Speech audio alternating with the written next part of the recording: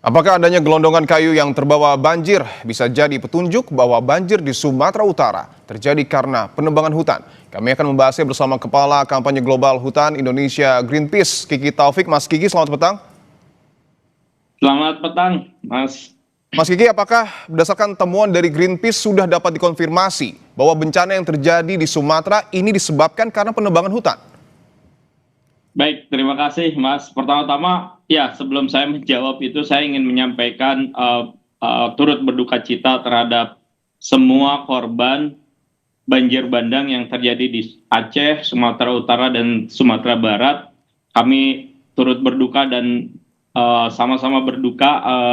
Semoga masyarakat yang mendapatkan musibah ini segera mendapatkan pertolongan seperti itu. Nah, tadi pertanyaannya apakah ini betul-betul mengindikasi bahwa adanya penebangan hutan yang masif? Ya, bahwa bahwa kejadian ini memang awalnya disebabkan adanya cuaca ekstrim dengan siklus tropis Senyar yang terjadi pada tanggal 25 sampai 27 November di Selat Malaka. Jadi ini terjadi secara regional ya di Selat Malaka.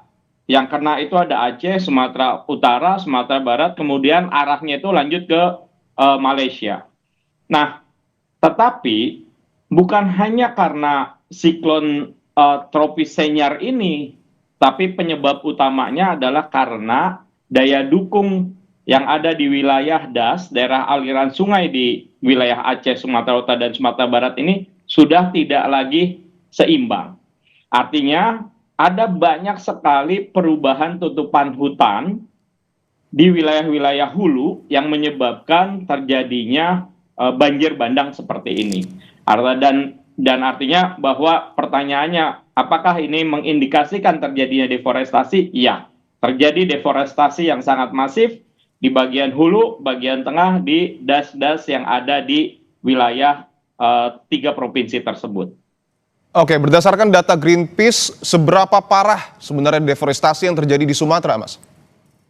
Oke, Sumatera saat ini, hutan alam tersisa di Sumatera saat ini hanya tinggal kurang lebih 12 juta hektar, 11,6 juta hektar, atau 24% dari total hutan alam yang ada di Indonesia. 24%? Jadi artinya, betul, 75%-nya itu udah berubah fungsi.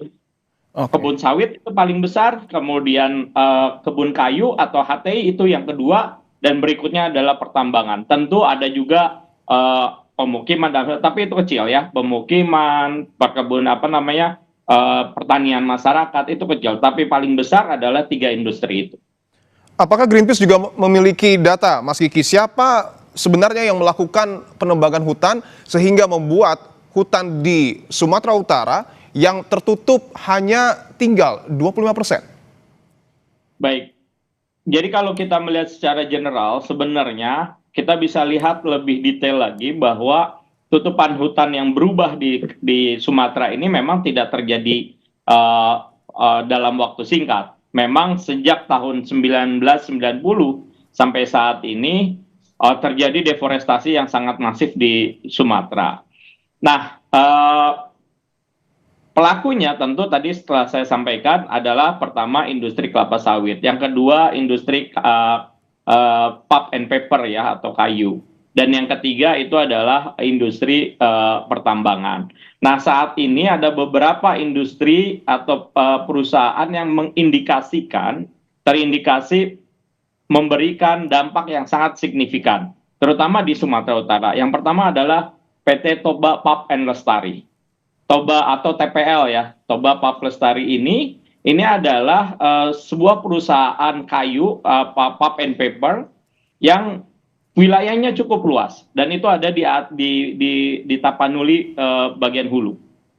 Nah, beberapa waktu yang lalu ada sejumlah masyarakat setempat yang menolak dan meminta pemerintah untuk menutup TPL karena memang menyebabkan pada saat itu mereka sudah merasakan dampak dari Toba Paplestari itu. Oke, Kemudian ada juga tentu pertambangan ilegal yang baik. kita sudah lihat di tambang emas gitu ya. Ya, Kemudian ada juga kebun-kebun sawit di sekitar itu. oke. Dan juga ada pembangunan PLTA Batang Toru itu juga cukup memberikan kontribusi. Oke, saya ingin tanyakan Mas Kiki bahwa tadi Anda menyebutkan deforestasi yang terjadi di Sumatera sudah terjadi sejak tahun 1990. Artinya berjalan 25 tahun. Apakah praktik ini berjalan dengan aturan ataupun legal atau justru ada tindak ilegal di sana?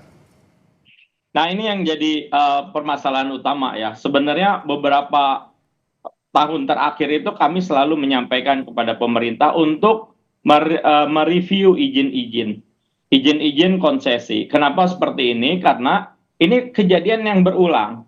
Jadi saat ini kita ini dalam kondisi krisis iklim.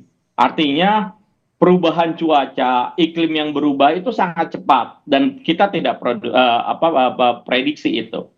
Pada saat terjadinya La Nina seperti ini atau musim basah seperti ini, bisa jadi kejadian banjir bandang itu akan semakin sering dan terjadi Oke. di banyak wilayah. Oke, ketika Sementara, Greenpeace meminta pemerintah mereview kembali izinnya, tanggapan pemerintah seperti apa, Mas Kiki? ya saat ini yang menjadi pertanyaan kepada pemerintah adalah apakah pemerintah punya roadmap yang jelas untuk menyelamatkan lingkungan di Indonesia. Selalu jadi data-data ini memang data-data yang kami sudah pernah masuk ini ke dalam Komisi Informasi Publik ya. Kita pernah bersengketa dengan kementerian terkait pada saat kita meminta data. Karena data ini seharusnya data publik. Tetapi data-data tertentu termasuk misalnya izin konsesi ini dikecualikan. Nah, kalau data saja tidak transparan, bagaimana kita bisa memonitor dan mengawasi? Nah, dalam beberapa waktu yang lalu memang ada moratorium hutan dan lahan gambut. Itu bagus dan itu harus dipertahankan. Oke. Tetapi di saat yang bersamaan masih ada gitu pemberian izin di wilayah-wilayah yang sangat berbahaya. Saat ini musim hujan, kita ketemu banjir, nanti di musim kemarau itu kita akan ketemu kebakaran lahan dan gambut. Dan Oke. ini selalu berulang gitu. Jadi kita ini adalah bangsa yang besar namun tidak belajar dari apa yang sudah terjadi berulang kali di Indonesia. Baik. Kita tunggu langkah konkret pemerintah untuk kemudian mengembalikan hutan di Sumatera yang telah hilang. Terima kasih Kepala Kampanye Global Hutan Indonesia Greenpeace, Mas Kiki Taufik telah bergabung di Kompas Petang. Terima kasih, Mas.